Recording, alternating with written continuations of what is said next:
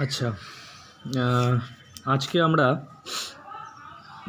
West Bengal বোর্ডের class 12-এর tangent normal এবং অথবা স্পর্শক অভিলম্ব এই অধ্যায়টা নিয়ে একটু আলোচনা করব। আগেই আমরা এর ট্যানজেন্ট নর্মাল চ্যাপ্টারের ফর্মুলাগুলো নিয়ে ডিসকাস করেছি।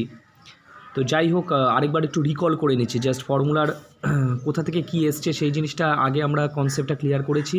জাস্ট ফর্মুলাগুলো একবার রিকল করে আমরা ডাইরেক্ট অঙ্কে চলে যাব।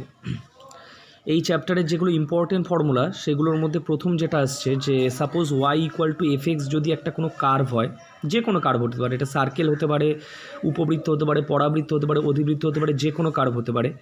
এই y equal to f x বক্রের x1 y1 যদি এই কার্ভের ওপরের কোনো পয়েন্ট হয়, x1 হয়, সাপোজ আজকে এটা একটা কার্ভ মনে কর, এই কার্ভটা এটা হতে পারে একটা বৃত্ত, অধিবৃত্ত, পরাবৃত্ত, যাই হোক, সেই সমীকরণটা প্রশ্নে দেওয়া থাকবে, কার্ভের সমীকরণটা, এবং এই কার্ভের ওপরে কোনো একটা পয়েন্ট x1 y1, মানে পয়েন্টটা এই কার্ভের ইকুয়েশনটাকে স্যাটিসফাই করছে।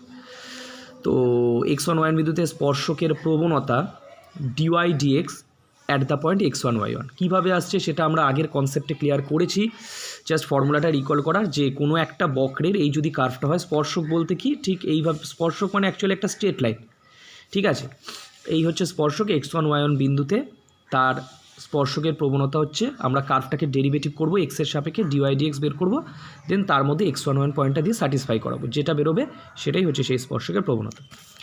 Similarly y equal to f x বক্রের জেনারেল একটা কার্ভের মতোই, তার x1 y1 বিন্দুতে অভিলম্বের প্রবণতা, অভিলম্বটা কি, যেই বিন্দুতে স্পর্শকটা আছে ঠিক তার সাথে লম্বভাবে যে রেখাটা আছে সেটাই হচ্ছে অভিলম্ব, সেই অভিলম্বের প্রবণতা হচ্ছে মাইনাস ডিএক্স ডিওয়াই। স্পর্শকের প্রবণতা হচ্ছে ডিওয়াই ডিএক্স আর অভিলম্বের প্রবণতা হচ্ছে minus dx dy at the point x1 y1, ঠিক আছে। 3 নম্বর, y equal to f x বক্রের x1 y1 বিন্দুতে স্পর্শকের সমীকরণ, সমীকরণটা কি, সমীকরণটা হচ্ছে y minus y1 equal to dy dx, মানে ওই প্রবণতা যেটা বেরোবে x1 y1 বিন্দুতে, ইন্টু এক্স মাইনাস x1। এক্স আর ওয়াইটা কিন্তু সমীকরণের অঙ্গ, ওটা যেমন আছে তেমন থাকবে। y1 x1 পয়েন্টটা আইদার প্রশ্নে ডিরেক্টলি বলে দেওয়া থাকবে, অথবা প্রশ্নে প্রদত্ত শর্ত থেকে আমাদের এই বিন্দুটা বের করে নিতে হবে। তারপরে সেই বিন্দুতে আমরা কার্ভটাকে ডেরিভেটিভ করে তার ডিফারেন্সিয়েশন ডিওয়াই ডিএক্সটা বের করব, দেন এই ফর্মুলাটা দিয়ে আমরা স্পর্শকের সমীকরণটা পাবো। আর অভিলম্বের সমীকরণটা কি, অভিলম্বের সমীকরণ একই জিনিস, y minus y1 equal to dy dx যেখানে ছিল সেখানে হবে মাইনাস ডিএক্স ডিওয়াই, মানে অভিলম্বের যে প্রবণতাটা, minus dx dy x minus x1 into x minus x1। এটা কিন্তু সাফিক্সে যেটা আছে সেটা পয়েন্টটা বসিয়ে, এটা পুরোটা একটা মান, ঠিক আছে। মানে ডিওয়াই ডিএক্স বের করার পরে তাকে উল্টালে ডিএক্স ডিওয়াই, তার সাইন চেঞ্জ করলে মাইনাস ডিএক্স ডিওয়াই, এবার সেই বিন্দুটা বসিয়ে দিলাম x1 এর, তাহলে পুরোটা পেলাম ইন্টু এক্স মাইনাস x1 হলো। এবার কিছু স্পেশাল কন্ডিশন ছিল আমাদের, আগের দিন আমরা দেখেছি কিভাবে কি আসছে, জাস্ট একবার রিকল, যে যদি বলা থাকে প্রশ্নে যে কার্ভের স্পর্শক, বক্রের স্পর্শক যদি এক্স অক্ষের সমান্তরাল হয়, মানে ট্যানজেন্টটা যদি প্যারালাল টু এক্স অ্যাক্সিস বলা থাকে, তার মানে হচ্ছে ডিওয়াই ডিএক্সটা 0, অথবা অভিলম্বটা ওয়াই অক্ষের সমান্তরাল, একই ব্যাপার। যদি স্পর্শক আর অভিলম্ব পরস্পর কীভাবে থাকে, লম্বভাবে থাকে, তার মানে স্পর্শকটা যদি প্রশ্নে এক্স অক্ষের সমান্তরাল বলা হয়, তার মানেই ব্যাপারটা হচ্ছে অভিলম্বটা ওয়াই অক্ষের সমান্তরাল, মানে এই দুটোর মধ্যে যে কোনো একটা বলে দেওয়া থাকতে পারে, আইদার ট্যানজেন্টটা প্যারালাল টু এক্স অ্যাক্সিস অথবা নর্মালটা প্যারালাল টু ওয়াই অ্যাক্সিস, ঠিক আছে। মানে স্পর্শক এক্স অক্ষের সমান্তরাল হল, এই কথাটা অর্থ কি, এই যদি এক্স আর ওয়াই হয়, আজকে যদি এটা স্পর্শক হয় এক্স অক্ষের সমান্তরাল, তাহলে নর্মালটা তো স্পর্শকের সাথে লম্বভাবে থাকে, তার মানে নর্মালটা ওয়াই অ্যাক্সিসের সাথে প্যারালাল হবে, তো সেক্ষেত্রে ডিওয়াই ডিএক্স ইকুয়াল টু 0 হয়, ঠিক আছে। এটা একটা শর্ত। সিমিলারলি যদি স্পর্শক ওয়াই অক্ষের সমান্তরাল বলা থাকে, মানে এই এক্স অক্ষ ওয়াই অক্ষ, যদি স্পর্শকটা ওয়াই অক্ষের সমান্তরাল বলা থাকে, অথবা অভিলম্বটা এক্স অক্ষের সমান্তরাল, কারণ স্পর্শক আর অভিলম্ব পরস্পর 90 ডিগ্রি করে থাকে, স্পর্শক ওয়াই অক্ষের সমান্তরাল মানেই হচ্ছে অভিলম্বটা এক্স অক্ষের সমান্তরাল, তাহলে সেক্ষেত্রে ডিএক্স ডিওয়াইটা আমার 0 হবে, এই হচ্ছে ব্যাপার। তো এই ছিল আমাদের এই চ্যাপ্টার থেকে ইম্পর্টেন্ট ফর্মুলা। এবার আমরা এই চ্যাপ্টারের অঙ্কে ঢুকবো। 2 নম্বর কোশ্চেনটা আছে, Lx plus if Lx plus my plus n equal to 0 be a tangent to the circle x square plus y square plus 2gx plus 2fy plus c equal to 0 at a given point on it, find the equation of the normal to the circle at the same point. মানে বলতে চেয়েছে একটা সার্কেলে, এই সার্কেলের সমীকরণটা দেওয়া আছে, বৃত্তের সমীকরণটা দেওয়া আছে, তার যে বিন্দুতে Lx plus My plus n=0 স্পর্শকের সমীকরণ হয়, সেই বিন্দুতেই নর্মালের সমীকরণ মানে অভিলম্বের সমীকরণটা বের করতে বলেছে। মানে এই মনে করো আমার কাছে বৃত্তটা, এই বৃত্তের সমীকরণটা প্রশ্নে বলে দিয়েছে, ঠিক আছে, প্রশ্নে বৃত্তের সমীকরণ হচ্ছে এটা দিয়ে দিয়েছে, ভালো কথা। এবার কথা হচ্ছে এই বৃত্তের ওপর কোনো একটা বিন্দু আছে, এই হচ্ছে কোনো একটা বিন্দু, এই বিন্দুটা আমাকে বলেছে যেই বিন্দুতে স্পর্শকের সমীকরণটা প্রশ্নে বলে দিয়েছে Lx plus My plus n=0, এই বিন্দুটাতেই অভিলম্বের সমীকরণটা ওরা বের করতে বলেছে, ঠিক আছে। এবার প্রথম কথা হচ্ছে আমরা ক্লাস 10-এ একটা উপপাদ্যে পড়েছিলাম যে বৃত্তের কোনো বিন্দুতে স্পর্শক আর স্পর্শ বিন্দুগামী ব্যাসার্ধ পরস্পর লম্বভাবে থাকে। বৃত্তের কোনো বিন্দুতে স্পর্শক আর স্পর্শ বিন্দুগামী ব্যাসার্ধ পরস্পর লম্বভাবে থাকে। আবার অভিলম্ব ব্যাপারটা কি, অভিলম্ব হচ্ছে স্পর্শকের সাথে যে লম্বভাবে থাকে। তো একই বিন্দুতে দুটো আলাদা আলাদা তো লম্ব হতে পারে না, তার মানে এই অভিলম্বটাই অ্যাকচুয়ালি ওই কেন্দ্রগামী রেখা হওয়া উচিত। কথাটা ভালো করে বুঝবি, আমরা ক্লাস 10 আর 12-এর দুটো কনসেপ্টকে একসাথে নিচ্ছি। 10-এ আমরা শিখেছিলাম বৃত্তের কোনো বিন্দুতে স্পর্শক আর স্পর্শ বিন্দুগামী ব্যাসার্ধ পরস্পর লম্বভাবে থাকে।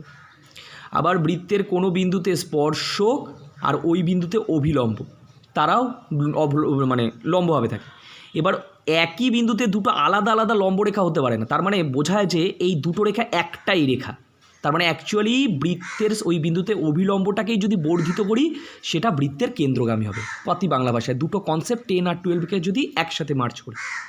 তো এখানে প্রথম কথা আমাকে স্পর্শকের সমীকরণটা এটা বলে দিয়েছিল Lx plus My plus n=0, এটা হচ্ছে স্পর্শকের সমীকরণ দেওয়া ছিল।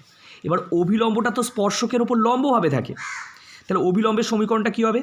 আমরা ক্লাস 11-এ শিখেছি যে যদি কোনো সরলরেখার সমীকরণ Ax plus By plus c=0 হয়, তার লম্বরেখার সমীকরণ হয় বিটা এক্সের ঘাড়ে যায়, মানে bx এক্সের সহগ এটা ওয়াইয়ের ঘাড়ে যায়, মানে ay মাঝখানে সাইনটা চেঞ্জ হয়ে যায়, প্লাস থাকলে মাইনাস, মাইনাস থাকলে প্লাস, প্লাস k=0। এটা হচ্ছে কোনো সরলরেখার লম্বরেখার সমীকরণ। এখন স্পর্শকের সমীকরণ এটা বলেছে, তাহলে তার সাথে লম্বভাবে আছে অভিলম্ব, তাহলে অভিলম্বের সমীকরণটা কীভাবে হবে? অভিলম্বের সমীকরণটা হওয়া উচিত এই ওয়াইয়ের সাথে যেটা রয়েছে এম এক্সের সাথে যাবে, মানে mx, আর এক্সের সাথে যেটা আছে ওয়াইয়ের ঘাড়ে যাবে mx minus ly plus k হচ্ছে 0। এইবার এই যে অভিলম্ব রেখাটা, ওটাই আমি বললাম অভিলম্ব রেখাটাকে বর্ধিত করলে সেটা কেন্দ্রগামী হওয়া উচিত বৃত্তে। বৃত্তের সমীকরণটা প্রশ্নে বলে দিয়েছে x² plus y² plus 2gx plus 2fy plus কী ছিল এটা 2fy প্লাস c=0 ছিল, আমি এটা কে লিখেছিলাম 2fy প্লাস c=0। তো আমরা ক্লাস 11-এ দেখেছি বৃত্তের যদি জেনারেল ইকুয়েশন এটা হয় তাহলে বৃত্তের কেন্দ্রটা হচ্ছে -g - f। তার মানে এই যে লম্বটা অভিলম্বটা আমরা লিখেছি, এই যে অভিলম্বটা সেটা এই কেন্দ্রগামী হওয়া উচিত, এই অভিলম্বটা -g - f বিন্দুগামী। তার মানে -g - f বিন্দুটা এই সমীকরণটাকে কী করবে? স্যাটিসফাই করবে। তাহলে করাও স্যাটিসফাই, এক্সের জায়গায় মানে এক্সের জায়গায় -g, ওয়াইয়ের জায়গায় -f, তাহলে m × -g minus l × -f plus k=0, সেখান থেকে কেটা বেরোলো mg - lf, কে কনস্ট্যান্টটা বেরিয়ে গেল। তাহলে অভিলম্বের সমীকরণটা কী হবে? mx - ly, কে এর জায়গায় হচ্ছে mg - lf হচ্ছে 0। তাহলে mx - ly হচ্ছে lf - mg, এই হচ্ছে আমার অভিলম্বের সমীকরণ। হয়ে গেল। 3-এর 3 নম্বর কোশ্চেনটা কি বলেছে? Find where the normal to the circle x² plus y² minus 4x plus 6y plus 9=0 is parallel to x Axis. আচ্ছা, তার মানে বলেছে একটা বিন্দু বের করতে বলেছে, ফাইন্ড দ্য পয়েন্টস যেখানে অভিলম্ব এই বৃত্তের অভিলম্বটা এক্স অক্ষের সমান্তরাল হয়। মানে এই বৃত্তের ওপরে এমন একটা বিন্দু বের করতে বলেছে যেই বিন্দুতে অঙ্কিত অভিলম্বটা এক্স অক্ষের সাথে সমান্তরাল হয়। ভালো কথা। আচ্ছা, তো বৃত্তের সমীকরণ আমাদের এটা দেওয়া রয়েছে x² plus y² minus 4x plus 6y plus 9=0। আমি ধরে নিলাম এই বৃত্তটার ওপরের একটা বিন্দু হচ্ছে আমার x1 y1, বৃত্তের ওপর একটা বিন্দু। তো যেহেতু x1 y1 বিন্দুটা বৃত্তের ওপর, এই বিন্দুটাই কিন্তু বের করতে হবে, এই বিন্দুটাই আমাকে বের করতে হবে। x1 y1 বিন্দুটা যেহেতু বৃত্তের ওপর অবস্থিত, তার মানে সেটা বৃত্তের সমীকরণকে কী করবে? স্যাটিসফাই করবে। মানে এক্সের জায়গায় x1, ওয়াইয়ের জায়গায় y1 বসিয়ে দিলাম, বসিয়ে স্যাটিসফাইড ইকুয়েশন হচ্ছে এটা, এটাকে 2 নাম্বার দিলাম। এবার আমরা শিখে এসেছি আমাদের ফর্মুলা যে যদি অভিলম্বটা এক্স অক্ষের সমান্তরাল বলা থাকে তার মানে ডিএক্স ডিওয়াই ইকুয়াল টু 0 হবে, এটা আমরা শিখে এসেছি। তাহলে প্রথমে আমরা এই যে কার্ভটা 1 নম্বর যে কার্ভটা সেই কার্ভটাকে এক্সের সাপেক্ষে ডেরিভেটিভ করছি, যেমন করে নর্মাল ডেরিভেটিভ করে সেইভাবে নর্মাল ডেরিভেটিভ করা হয়েছে।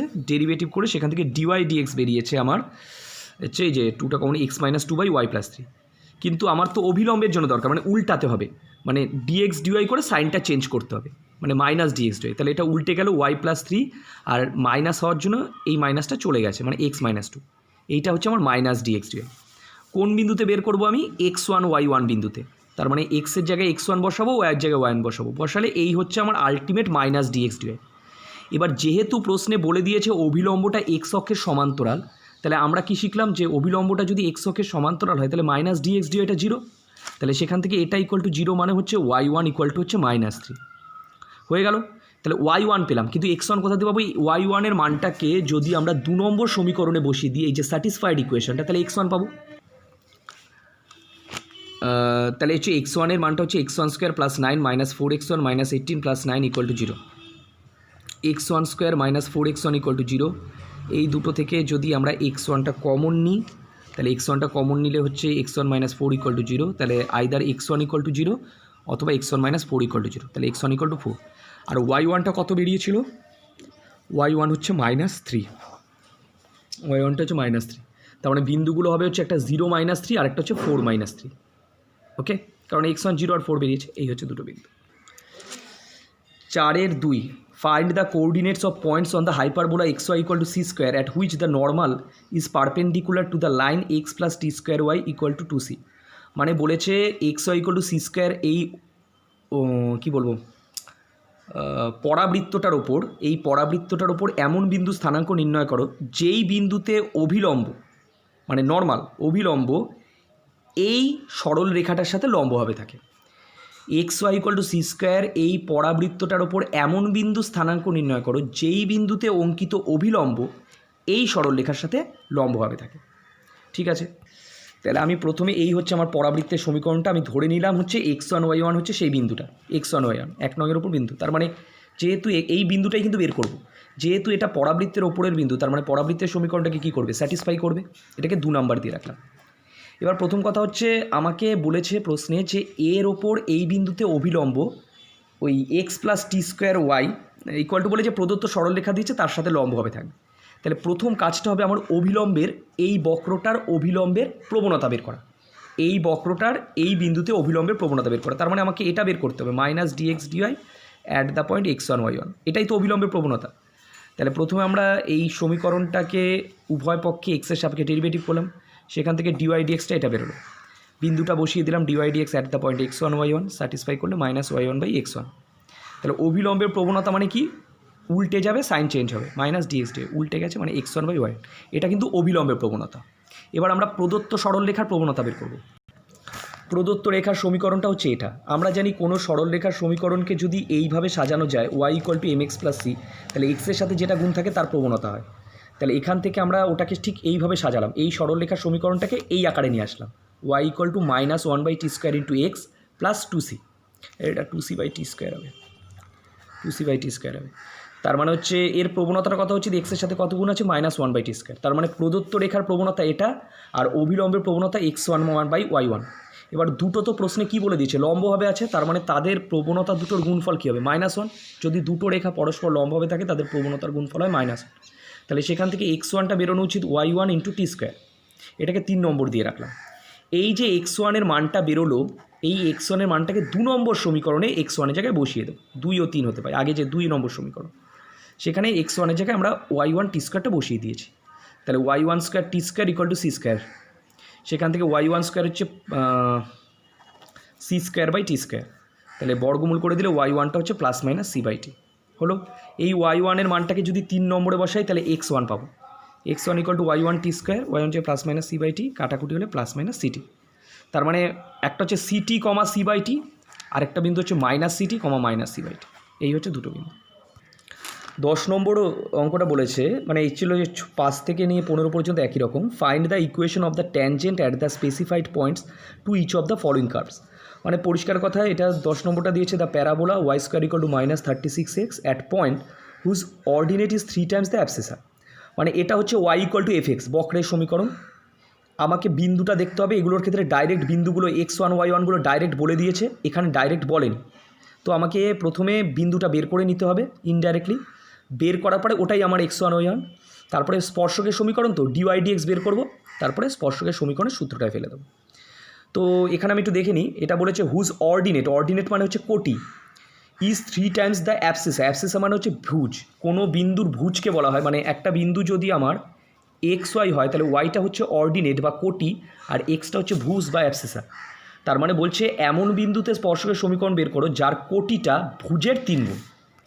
তার মানে এই হচ্ছে মনে করো আমার কার্ভটা, তাহলে আমি ধরে নিলাম ভুজের স্থানাঙ্ক হচ্ছে এইচ, তাহলে কোটিটা ভুজের 3 গুণ মানে 3h, তাহলে বিন্দুটা কী হওয়া উচিত h,3h, এই হচ্ছে আমার মানে যেটাকে আমরা x1 y1 বলে ফর্মুলায় আছে সেটাই হচ্ছে h,3h। তাহলে এবার আমরা কার্ভটাকে ডেরিভেটিভ করছি, ও সরি আগে এইচের মানটা বের করতে হবে, নইলে তো হবে না। এবার এই বিন্দুটা আমরা অ্যাকচুয়ালি কার ওপরে ধরেছি, বিন্দুটা তো কার্ভের ওপরে ধরেছি, তার মানে বিন্দুটা কার্ভের সমীকরণটাকে কী করবে, স্যাটিসফাই করবে। তো স্যাটিসফাই করানো হলো, ওয়াইয়ের জায়গায় 3h আর এক্সের জায়গায় এইচ বসেছে, বসে আমার কাটাকুটি করে এখান থেকে এইচের মানটা বেরিয়েছে আমার -4।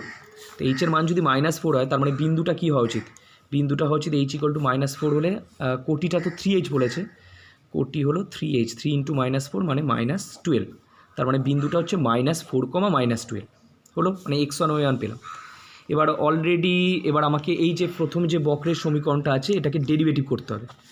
তাহলে এখান থেকে আমরা বক্রের সমীকরণটাকে যদি ডেরিভেটিভ করি, ছিল কত, y² = -36x ছিল, এক্সের সাপেক্ষে ডেরিভেটিভ করলে ডিওয়াই ডিএক্সটা এটা বেরোচ্ছে -18/y।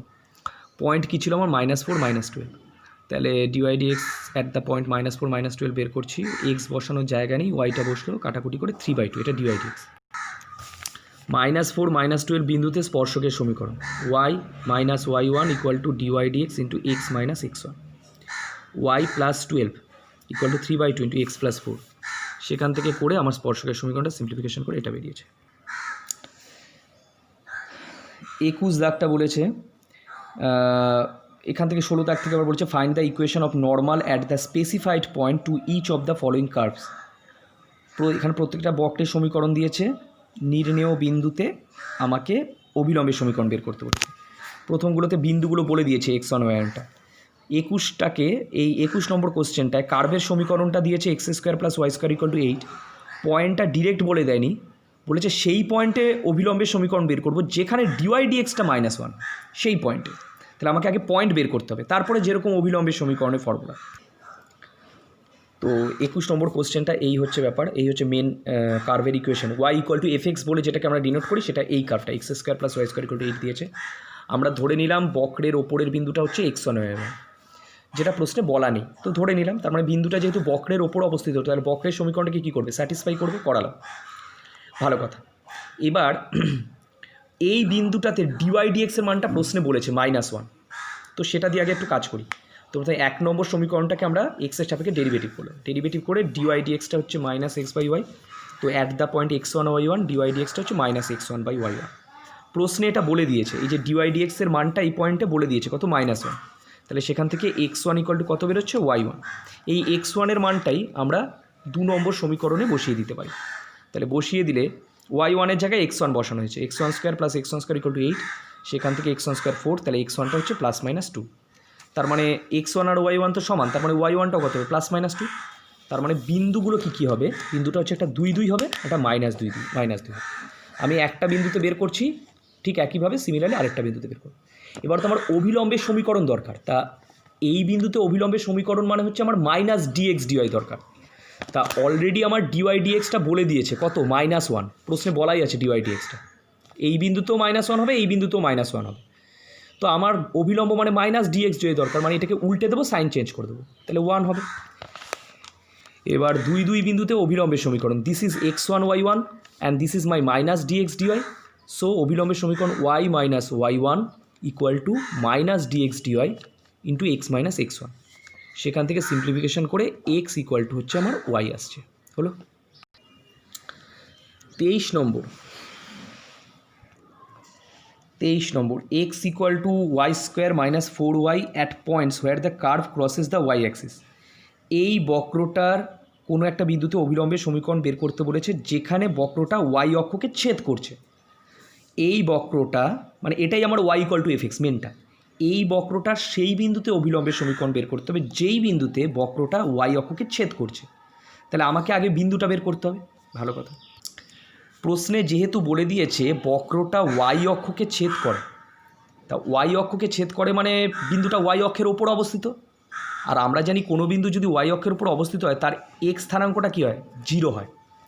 মানে এটা হচ্ছে এমন একটা বক্র, পরিষ্কার কথা, যে কোনো একটা বক্র যেটা ওয়াই অক্ষকে ছেদ করেছে। তো অ্যাকচুয়ালি তো সেই বিন্দুতে আমাকে স্পর্শকের সমীকরণটা বের করতে হবে। তো বিন্দুটা তো ওয়াই অক্ষের ওপর আছে, তার মানে তার এক্স স্থানাঙ্কটা কী হবে, 0 হবে। তাই এই কার্ভের মধ্যে এক্স ইকুয়াল টু 0 বসাচ্ছি। 0 বসালে 0 equal to y square minus 4y, common নিলে y into y minus 4 equal to 0। তো সেখান থেকে হয় ওয়াই 0 ওয়াই মাইনাস 4 0। তার মানে বিন্দুগুলো কী হচ্ছে, 0 0 অথবা 0 4, তাই তো দুটো বিন্দু বেরোচ্ছে। এক্স তো 0ই যেহেতু ওয়াই অক্ষে, আর ওয়াইটা 0 বা 4, তার মানে বিন্দুটা 0 0 হতে পারে, 0 4 হতে পারে। এর মধ্যে আমি যে কোনো একটা বিন্দুতে অভিলম্বের সমীকরণটা বের করবো, বাকিটা নিজেরা। তো অভিলম্বের সমীকরণ বের করতে গেলে প্রথমে আমার ডিএক্স ডিওয়াই দরকার। তো এই যে সমীকরণটা ছিল এক্স ইকুয়াল টু তৈরি করা রয়েছে, বোথ সাইডে ওয়াইয়ের অ্যাসপেক্টে ডেরিভেটিভ করেছি। তো direct dx dy equal to হচ্ছে ওয়াই স্কোয়ারকে ডেরিভেটিভ করলে 2y, -4 এর জন্য -4। তাহলে মাইনাস ডিএক্স ডিওয়াই দরকার, মানে 4 - 2y। কোন পয়েন্টে নিলাম, 0 4। একইভাবে 0 0টাও নিবি, 0 4। তাহলে 4 - 2 × 4 বসালে -4, ঠিক আছে। সুতরাং 0 4 বিন্দুতে অভিলম্বের সমীকরণ y - y1 equal two -dx dy × x - x1। সেখান থেকে আমি এই হচ্ছে আমার অভিলম্বের সমীকরণ করব। একইভাবে 0 0তেও বের করবি।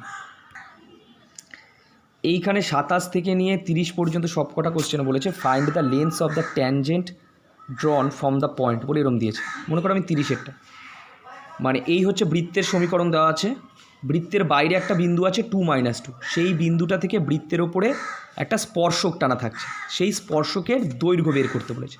প্রত্যেকটা অঙ্কেই 27 28 29 30 একই একটা বৃত্তের সমীকরণ দিয়ে দিয়েছে পরপর, বা বহিস্থ একটা বিন্দুর কথা বলেছে, সেই বহিস্থ বিন্দু থেকে বৃত্তের ওপর স্পর্শকের দৈর্ঘ্য বের করতে বলেছে, স্পর্শকের সমীকরণ না কিন্তু স্পর্শকের দৈর্ঘ্য।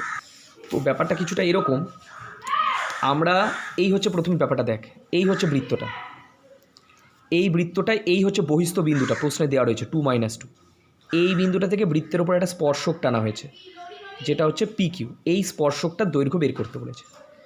এবার আমরা করলাম কি, এই বহিস্থ বিন্দু আর কেন্দ্রটাকে যুক্ত করে দিলাম, আর সি, এটা মনে কর কেন্দ্রটা সি এর সাথে কিউটা যুক্ত করে দিলাম। তাহলে PQটা হচ্ছে স্পর্শক যার দৈর্ঘ্য বের করব। তাহলে এই যে PCQ দেখতে পাচ্ছি সেটা একটা সমকোণী ত্রিভুজ। কেন? কারণ ক্লাস 10-এ রয়েছে যে কোনো বৃত্তের কোনো বিন্দুতে স্পর্শক আর স্পর্শবিন্দুকে ব্যাসার্ধ পরস্পর লম্বভাবে থাকে। তার মানে এই কোণটা 90 ডিগ্রি, তাহলে PQC হচ্ছে একটা সমকোণী ত্রিভুজ যার অতিভুজ কোণটা PC। 90 ডিগ্রির উল্টো দিকের বাহুটা হয় অতিভুজ, তার মানে PC অতিভুজ। আমি যদি PC বের করতে পারি আর CQ মানে ব্যাসার্ধটা জানতে পারি, তাহলে পিথাগোরাসের উপপাদ্য দিয়ে অতিভুজের স্কোয়ার ইকুয়াল টু লম্ব স্কোয়ার প্লাস ভূমি স্কোয়ার থেকে PQটা পেয়ে যাব, সেই জিনিসটা। তো আমরা এখানে সেটাই করলাম, প্রথমে বৃত্তের সমীকরণটাকে জেনারেলাইজ করলাম। জেনারেলাইজ বলতে এটা 3 × x² + y² -4x - 7 = 3 ছিল, প্রথমে 3 দিয়ে ভাগ করে দিলাম, কারণ বৃত্তের সমীকরণের সাধারণ আকারটা হচ্ছে x² + y² + 2gx + 2fy + c = 0, যার কেন্দ্র হচ্ছে -g - f। ঠিক আছে, ঠিক একইভাবে এই হচ্ছে বৃত্তের সমীকরণটা সাধারণ আকার, 3 দিয়ে ভাগ করে এটাকে এই সাইডে নিয়ে আসছে। তাহলে একইভাবে কম্পেয়ার করলে কেন্দ্রটা হবে 2/3, 7/6। এই সমীকরণটার সাথে কম্পেয়ার করে নিবি, 2gর জায়গায় -4/3 আছে, তাহলে gটা কত হবে দেখে নিবি, -g যা হয়। 2f-এর জায়গায় -7/3 আছে, তাহলে -fটা দেখে নিবি কত হচ্ছে, কেন্দ্র বেরোলো। ব্যাসার্ধের ফর্মুলা হচ্ছে √g² + f² - c, আর এখানে c কিন্তু -1, তার মানে এটা প্লাস হয়ে যাবে। তাহলে g² মানে হচ্ছে 4/9, f² মানে হচ্ছে 49/36, আর এখানে প্লাস করে এখান থেকে সিম্পলিফিকেশন করে ব্যাসার্ধটা বেরোচ্ছে √101/6। তাহলে ব্যাসার্ধ মানে হচ্ছে CQটা বেরিয়েছে √101/6, ঠিক আছে। তো এখানে CQটা হচ্ছে এত, কেন্দ্র তো প্রথমেই পেয়ে গেছি C 2/3, 7/6। এইবার আমাকে এই PQ ডিস্টেন্সটা বের করতে হবে, তাহলে অতিভুজটা পাবো ত্রিভুজের, ঠিক আছে। দুটো বিন্দুর মধ্যে দূরত্বের সূত্র কি হচ্ছে, x1 - x2 তার হোল স্কোয়ার √x1 - x2 তার হোল স্কোয়ার + y1 - y2 তার হোল স্কোয়ার, ঠিক ঠিক একইভাবে x1 মাইনাস x2 তার হোল স্কোয়ার, y1 মাইনাস মাইনাসে প্লাস হয়ে গেছে, y2 তার হোল স্কোয়ার করে সিম্পলিফিকেশন করে এটা আসছে। ওকে, এটা আমার পিসি বেরোলো, মানে অতিভুজ বেরোলো। এবার সমকোণী ত্রিভুজ পিকিউসি থেকে অতিভুজ হচ্ছে পিসি, পিসি স্কোয়ার ইকুয়াল টু লম্ব হচ্ছে সিকিউ, লম্ব স্কোয়ার প্লাস ভূমি হচ্ছে পিকিউ, পিকিউ স্কোয়ার, এই দৈর্ঘ্যটাই দরকার। তাহলে পিকিউ স্কোয়ার হচ্ছে PC square minus CQ square. PC square, PC কোথায় বেরিয়েছে, পিসি হচ্ছে এত, পিসি স্কোয়ার হচ্ছে 425/36, আর সিকিউ স্কোয়ার হচ্ছে 101/36। সিম্পলিফিকেশন করলে 324/36। বর্গমূল করে দিই পিকিউটা, 324-এর বর্গমূল 18, 36-এর বর্গমূল 6, কাটাকুটি করলে পিকিউটা হচ্ছে 3, তার মানে স্পর্শকের দৈর্ঘ্যটা হচ্ছে 3 একক। এই যে ঠিক আছে, এই পর্যন্ত হচ্ছে ভেরি শর্ট অ্যান্সারটা।